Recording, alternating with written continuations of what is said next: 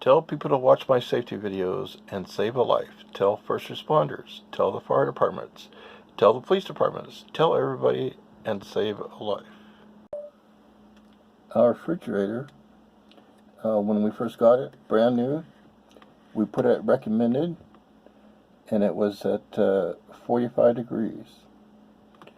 I put it down here, it was too cold. This setting here, all I had to do was move it down to right here, and it stayed at a really good temperature.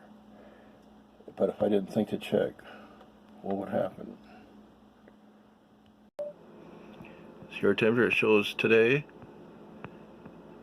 and 48 hours and all time.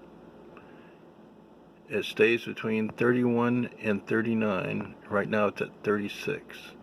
The 85 is inside the house.